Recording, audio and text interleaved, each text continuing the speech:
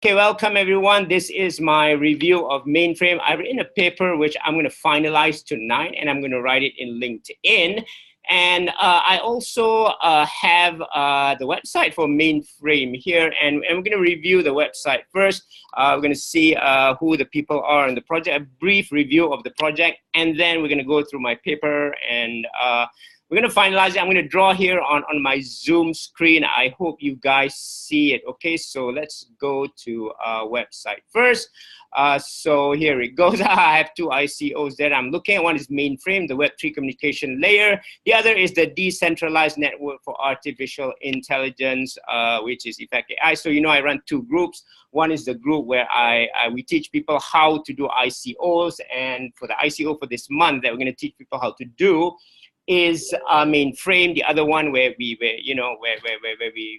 go on Neo, and for that we have something that's called Effect AI. So let's go on MAINFRAME, which I think is a very super project. I can go to the website here. It's https://mainframe.com. Now, just reading this, you might be wondering, well, how in the world did they get the word mainframe? I think that itself alone, guys, is a big advantage. And from the website here, you can go and join the Telegram group where there's lots of information. Okay, so it's a Web3 communications layer. Okay, so as in any ICO, what do we say here? The power of an unstoppable private network. I want to emphasize private here. The thing is obviously that you know, you don't want people snooping onto your site, right? You don't want people snooping onto your messages. And for sure, MAINFRAME provides a way for you to keep messages private. Now, let me let me turn off this Telegram here. So let's go on. See, it's an unstoppable private network. Now, unstoppable means always on to me, and it's very private. So you can send lots of information there without being necessarily exposed to snooping. So it says here, resistant to censorship, surveillance, and disruption. That's why I say it's unstoppable. It's not that, yeah, you can't stop it, which is very important. And this is related to the use case that we're going to see. You see here, they gave a presentation at this one, Ethereum Foundation, on the Swarm PSS teams at DEF CON 3. And you see here, this presentation is being given by their CTO. So you guys can go and see it. Okay, I really recommend you to go and see it, DEF CON 3 here. Now, one thing that's I think I really like about MAINFRAME, and let me draw something on Zoom here, is this Onyx. Okay, it is an MVP already, a minimum viable product, which I really like, because sometimes when you do release a product to the market, or you're going on an ICO, people don't understand it, right? And we don't want to go on ICOs that's only white paper. We want to see something working. So it's good that MAINFRAME already has something working. You can download here. The application is called Onyx. Again, as they say here, it's an application where they built internally to showcase some of the capabilities and ideas behind MAINFRAME network, which I think is really superb. Now, before we go through my paper and the use case here, let's go and look at the people behind the team at MAINFRAME. You see here Mick Hagan. He's the CEO of MAINFRAME. Okay, he dropped out from Princeton University, so it looks like a lot of Ivy League dropouts go on to become great people. Yeah, Zuckerberg dropped out of Harvard. So did Bill Gates, right? Bill Gates. Yeah, I should have dropped out of Cornell. Okay, that was my mistake. I could have been much greater now. So he was in computer science. He then co-founded Zinj, an edtech company connecting students globally with opportunities in higher education. He grew Zinj to an international 8-figure revenue run rate, and that's good because you see that Mick Hagan, the CEO here, has actually an experience building companies. Now that's one thing. It's not easy to run companies. Now the next thing that I like about MAINFRAME is after his stint at Zinj, he also did some angel investments like Andela, Callow, Degreed, Origin, Dice, Weave, and so forth. And he did his first Bitcoin in 2013. Wow, we didn't even know what Bitcoin was at that time, right? We probably heard it. We probably thought it was a scam, but Mick was very early here. Mick was, very superb. Yeah, he came in, so early in this opportunity for Bitcoin. And he also leads a syndicate. Okay, syndicate is like the Jama'ah that we have. for crypto investment, focusing on early stage private pre-sale investments in blockchain project. And some of them go Polkadot, Icon, yes, we have Icon. We made over $1 million on that. Okay, Icon, OneChain, Zilliqa, wow, Aeon at crypto. So they do a run rate of between 6 to 8 million a month. Awesome, Mick, awesome, Mick. Let's look at the next guy that we have here. Yeah, Carl Youngblood is a CTO at MAINFRAME, University of Washington. So he was vice president at the Mormon Transhumanists Association, VP of technology at this one. I think this is superb because I look at Mark here, he gives a certain, how do you say, a certain spiritual balance to MAINFRAME. You know, you have your technology and then you have a spiritual balance. And there, and of course you see here the, yeah, this is this is Brad Hagan. He's a VP at MAINFRAME. He was, yeah, co-founder, business development at Brandar. So, you know, studio design before this. So if you see this team, yeah, startup, a lead mentor. So they really have a lot of experience in early stage businesses. And this gives us assurance because, you know, at the end of the day, MAINFRAME is an early start business. And I think this is why that they came up with the product to showcase their capabilities in Onyx. So let's go on ahead on why we like MAINFRAME. So you guys can follow my Zoom here. And yeah, let me call out the Microsoft Word. Okay, I'm going to call out the Microsoft Word application here so you guys can follow it on Zoom. One moment, please. There you go. Yeah, no. Well, that's not what I want. Yeah, I'll come out here. So yeah, I can go and just add my Zoom. So I said here that private health is where MAINFRAME shines, and I believe that healthcare is where it can certainly shine because I was myself involved in a private health project, a healthcare project in Malaysia, and I did give the presentation to the minister, okay, the Minister of Health, to Subramaniam, and this is based on something that I really know, something I'm quite intimate with. Okay, so as I said here, I think the problem that we all have is this invasion of privacy. It is very, very real. You know, the fact is that governments or even private organizations that are hired by government can be used to snoop your data, and you do not like that. Okay, you don't have the freedom here, and when you have that, and we have all these worries, then you could be stunting development, and I can't blame you. For example, that you talk about healthcare, like you have your own electronic medical records. By Malaysian law, the electronic medical records belong to the hospital, the facility that you're in. You can't really transfer it from one hospital to the next. Now, here's the deal. Now, if people were to ask me, hey, I want to make it life easier for you, and I want to move this data around, hey, I'd say no. I do not want progress, because when it falls into human hands, it can fall into the wrong hands and be abused. Okay, I don't mind if my data is anonymized, or I don't mind if there's a lot of security around my data, then fine, move it around. But I haven't seen a system that's able to do that. So one thing that makes MAINFRAME very special, I think, is done for really with passion. You're not supposed to shill, flip, and so forth, okay, and do that. So the major strength here of MAINFRAME, which I like, is data privacy. There's a full end-to-end group encryption for this. Data surveillance resistance. Yeah, node relationship can be hidden. That means my data can be hidden within the node. It's very hard to snoop, and man, the MAINFRAME goes, yeah, it is an unstoppable network that hardly or ever, if ever, goes down. Of course, censorship resistant, hidden node relationship, prevent communications jamming. Okay, so you really can't go into my data.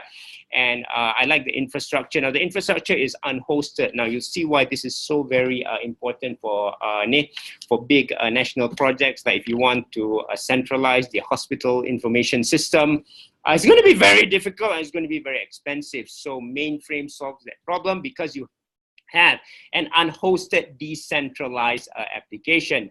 So what is MAINFRAME? Well, just say this, you know, if you guys know Telegram, there's a lot of fake IDs in Telegram. People scamming people in Telegram, especially on ICOs now. Now, if you had MAINFRAME, then you would pretty much know who's on the other side, no matter what ID he changed. So that certainty of information, that certainty of being secure is something that gives you a lot of confidence in using this product, and I'm glad that it has Onyx. That means if you don't, you know, if you're wondering what it's all about, you can always type Onyx and you can showcase the good stuff.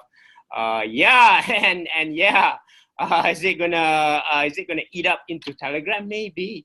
Maybe it'll eat up into Telegram. We don't know that. The Russian Supreme Court has just upheld a decision for Telegram to turn over the private keys. Oh my God! So Telegram's not going to be so secure anymore, is it? If they do turn on the private keys. So we are glad that MAINFRAME comes along. Okay, guys. So when you look about Malaysia, if you are reminded, you know, just go look at the healthcare.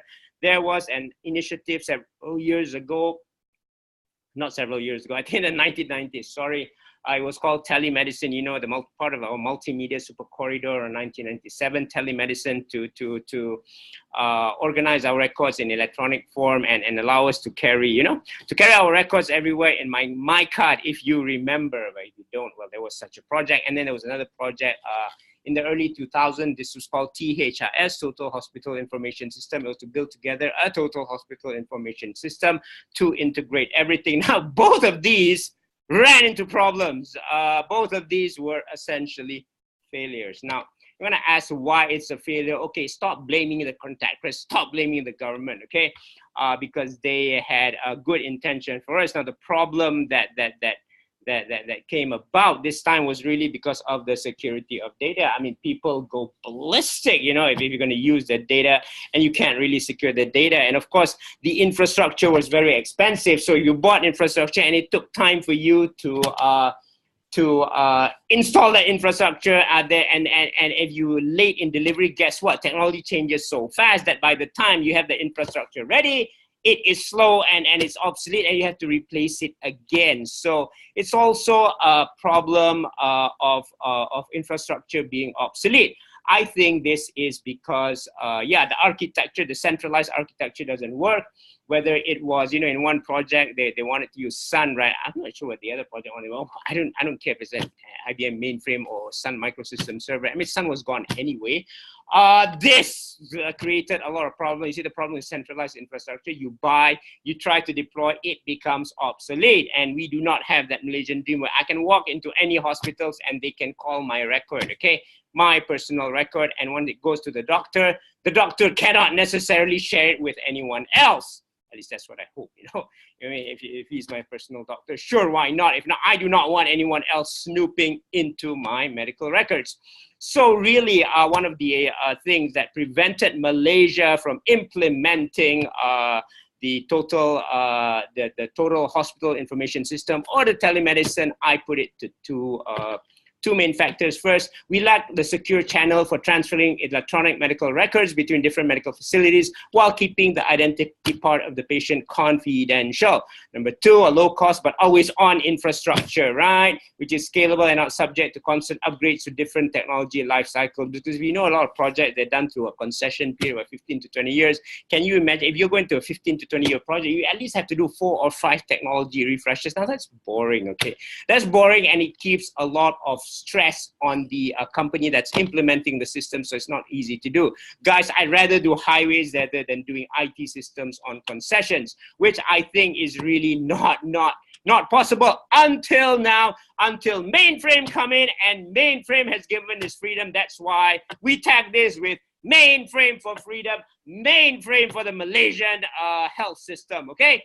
I hope that Sri Sobra, you hear this. Now, why do we need MAINFRAME? Okay. Now, again, I have presented, I did the spreadsheet, I did the costing, guys. I presented to the Minister of Health, Dato' Sri Subra, on a concept for, again, a centralized hospital system. We never learned from mistake, do we? Just do it. And I can tell you that from the spreadsheet, it was very hard to do, you know, to balance the profit that the company needed with the ability to implement the system very well. And you know, you have cut here, cut there, that at the end of the day, you know, it's going to be very hard to implement. But I think that MAINFRAME provides this. If we had MAINFRAME, or we use MAINFRAME now, provides this ability to allow us to install this centralized healthcare system, because again, there are two parts here, okay? A secure channel to transport our medical data. And the second part is a low cost, but always on infrastructure. So as far as the secure channel is concerned, I think it is perfect for the Malaysian healthcare system